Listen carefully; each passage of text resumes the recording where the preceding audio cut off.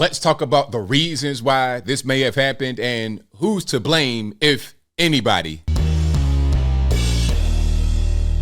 How's everybody doing? My name is Anthony Brian Logan, and today we got to talk a little bit more about the wildfires in the Lahaina area in Maui, Hawaii. Now, this is really devastating.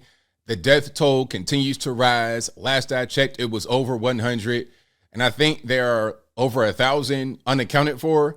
This is a really, really bad situation, and there's a lot of finger pointing going on. Some are saying that the sirens should have been sounded, and since they were not sounded, that was negligence. Whoever did that should be held accountable. Then there was an issue with the water being released to help fight the fire.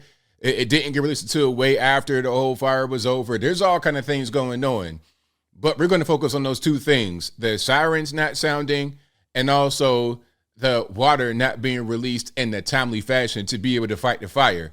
Now, first things first, here's a clip of a official on the island, well, former official, because he's now resigned, citing health reasons, but he's going to tell the reporter, I suppose, why the sirens weren't sounded. What he's saying here makes sense, and I'm going to explain why. And if you want to see this clip in full without my commentary, link as always will be in the description. If you're on IG, visit the link in the bio, go to the corresponding article on the website. But without further ado, let's go ahead and roll it. Do you regret not sounding the sirens? I do not. And the reason why... So many people said they could have been saved if they had time to escape. Had a siren gone off, they would have known that there was a crisis emerging. And as we know, so many bodies were found in the ground as the flames caught their heels. Give me the answer. The sirens, as I mentioned earlier, is used primarily for tsunamis. And that's the reason why many of them are found, almost all of them are found on the coastline. The public is trained to seek higher ground in the event that the siren is sounded. Had we sounded the siren that night, we're afraid that people would have gone mauka. And if that was the case, then they would have gone into the fire. By the way, I should also note that there are no sirens mauka, or on the mountainside, where the fire was spreading down. So even if we sounded the siren, it would not have saved those people on the mountainside, mauka. According to the state's own government website, those sirens can be used for a variety of natural and human-caused events, including wildfires. Now, let's pause right here. As I said before I played the clip, what he said right there was perfectly reasonable. It made sense. Let me explain. Now, the sirens are going to be on the coast. If they sound the sirens, people from the coast who are not in the fire area are going to think, oh, well, we got a tsunami, and then there was a hurricane offshore. Let's go to higher ground. Whenever you have a flood, hurricane, tsunami, any kind of water event, you want to seek higher ground. So what would have happened was they would have gone right to the fire area. Now, some say that those who were in the fire could have been saved by the sirens. That's possible. But as I said previously, the fire spread so quickly, I'm not quite sure that would have made a difference. And again, if you have those from the coast going up to the fire area and then those in the fire area trying to escape, now we got a logjam. Now we got traffic. Now we got all kind of confusion going on. So I'm not quite sure that it would have helped. And then some said, well, it should have been a mass text campaign. There was a mass text campaign, but that was an issue because of the lack of power. People's phones might have been dead, and then the text might not have got there to you on time. It was just, like I said previously, everything that could have gone wrong went wrong in the situation. But as far as the sirens not sounding, I think that what my man right here said was correct. Now, as I said, he resigned right after this, citing health reasons. Maybe they were, maybe there's something else going on. I'm not really sure. But I think that what he said makes sense. Now, here is another part of it. There were already warnings about potential fires on the island for years. And it's the same thing that happened in California. When you leave in the grasses and the vegetation and all this stuff, when you just leaving it there, you're not controlling it, you're not doing any kind of preventative measures to prevent wildfires, you can't be surprised when the wildfire breaks out. I think this is more of an issue rather than the sirens not sounding. This is the issue right here. Let's check it out right quick. You see the headline, left unchecked, Maui's non-native grasses turned into wildfire fuel. Wildfire experts in Hawaii warned for years that overgrown grasses put communities like Lahaina at extreme risk for wildfire destruction, but officials struggle to fund projects and introduce policies that have been used elsewhere in the country. Now, people are just kind of confused. How can there be wildfires on a Hawaiian island? You're right there in the water. You're not inside the water.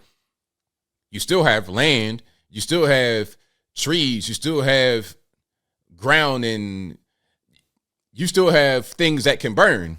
You can still have droughts out there on the island. Okay, people have a misconception.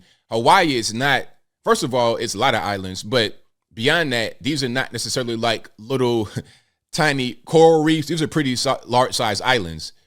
All right. So the same issues that a California or Florida, Texas, New York may have, Hawaii can also have when it comes to land management. And obviously that was an issue that was not taken care of properly. It's quite simple. So I'm gonna read some of this right here, but not the entire thing, but I'll link to it in the box. So Michael Walker, Hawaii's fire protection forester, urged state lawmakers last year to make a relatively meager financial commitment to boost wildfire preparedness, about $1.5 million. That money, in the form of a bill that would have funded new fire breaks, livestock grazing, and water infrastructure for firefighting, was meant to ensure some safety for the non-native and highly flammable grasses that cover a large part of Hawaii. The bill died in the committee. Now, I don't know what else is in the bill, why the bill died, but obviously there was an issue. You have non-native grasses, you got drought, you got high winds, and then that was just an ultimate disaster. And again, rest in peace to all those who died, and prayers to those who are survived. And hopefully you're able to live a long and prosperous life after this tragedy. Now, there's more here.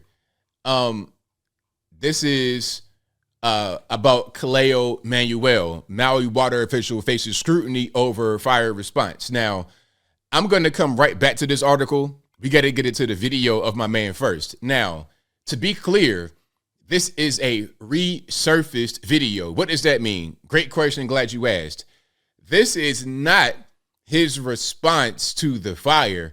This is just him talking about water previously. When did this video come out? I have no idea. But what I do know is that it is not a response to the fire that just happened, because you're going to see his demeanor is kind of upbeat and jovial. It's not a response to the fire, to be perfectly clear. This is an older video, but this is the man right here who was responsible for releasing the water. He released the water, but it took about 5 hours too long. And by the time it got released, the fire had pretty much run its course, unfortunately. Let's check it out. The commission is responsible per our authorizing statute to protect and manage all water resources in the state. One Water is like taking it and looking at it from a holistic system perspective. And that's not any different than how Hawaiians traditionally managed water. You know, in essence, we treated Native Hawaiians treated water as one of the earthly manifestations of a god and a kua kane. And so that reverence for a resource and that reciprocity in relationship was something that was really, really important to our worldview and well-being, right? And living in an island, isolated from other, civilizations.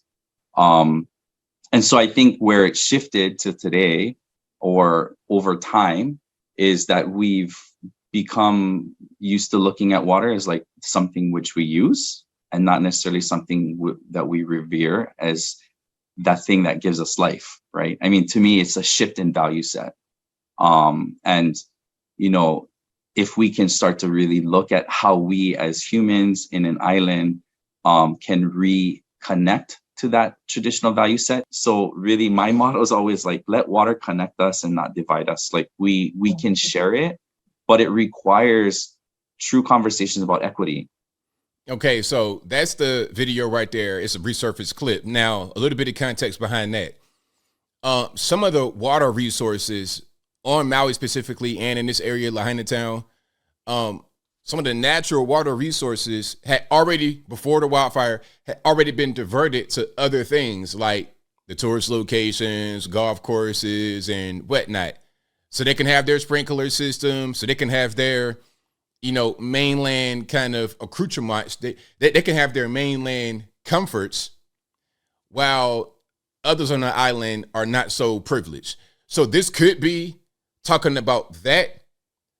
I don't really know, but it's important to see that about him. Then we're going to get to the article here. So let's check it out. Now, here's actually what happened. What you saw is just him, but here's what happened when you're talking about the wildfire and the water not getting out on time. A letter sent by the West Maui Land Company to an official at the Hawaii Commission on Water Resource Management, CWRM, highlights a delay in releasing water that may have hampered firefighters' efforts to tame a raging blaze in West Maui. Maui was devastated by a series of fires last week that killed an estimated 110 people. And again, that death toll is going to rise, unfortunately, as per latest estimates within the western area of Lahaina most affected.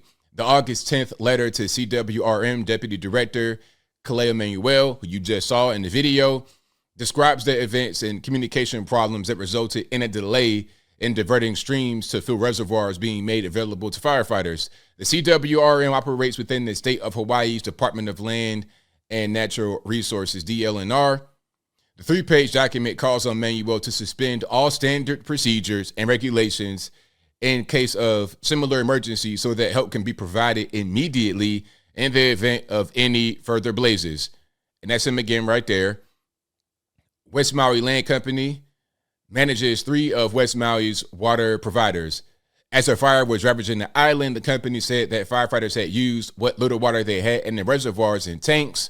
So they asked the CWRM to divert water from the streams and enable them to store as much water as possible for fire control. But instead of approving the request, the commission, according to the letter sent by the company to Manuel, had asked them if the Maui Fire Department had requested permission to dip into the reservoirs and told them to inquire with a local farmer first to check how a diversion of the water would affect him. The company said communications were spotty and the commission's approval to divert water from the streams came too late, some 5 hours after their first request. Quote, "We watched devastation around us without the ability to help," the company wrote in a letter to the commission. "We anxiously awaited the morning, knowing that we could have made more water available to MFD if our request had been immediately approved." Manuel has been deputy director for the commission since January 2019 and was in the second term of his office when the fire first broke out last week, according to the LinkedIn profile. Manuel graduated from Hawaiian Studies at the University of Hawaii at Manoa and followed up with a master's, et cetera, et cetera. See devastation right there. But yeah, that's what's going on. All right, so you see right here talking about the clip, Manuel has since come under fire on social media where a resurfaced, again, that's not in response to the fire. Again, a resurfaced clip shows him discussing protecting water resources in the region. All right, so that's that. So I think that if anyone's to blame, as I close, if anyone's to blame, maybe it's Manuel and his administration, whoever is under him, if anybody, for not releasing extra water for the firefighters to use in a timely fashion. They released it, but it came about 5 hours after they needed it. Like after the request was made, it took them about 5 hours to make that happen, rather than just saying, "Hey, let's get it right now. We got an emergency." Okay. But as far as trying to blame my man for not sounding the sirens, I don't think that's appropriate. But as I close, I want to say this again: prayers out to all those who were involved in this situation. If you lost a loved one, if you're injured, lost your home, prayers out to you. And I hope that we can look at this and figure out a way to prevent this from happening again, rather than trying to point fingers at those that may not be to blame. But I think I'll leave that right there for now. And what say you? What's your opinion about what's going on here? Do you think that the person who did not sound the sirens is to blame? How about the person who did not release the water on time? How about the local government for not doing preventative measures to prevent the wildfire from sparking in the first place? all the non-native grasses growing out of control. Whatever your thoughts are, let me know in the comments below. You guys know where I'm at. I think that the lack of preparation is ultimately to blame here. We could blame the water for not being released on time. We could talk about that. The sirens, I don't think that's really going to be, that's not really an issue. It's the lack of preparedness, the lack of being ready for a natural disaster like this. That is to blame, in my humble opinion. But whatever your thoughts are, please let me know in the comments below. And that's all I got to say for this video. If you like what you heard, please comment, rate, share, and subscribe. Peace.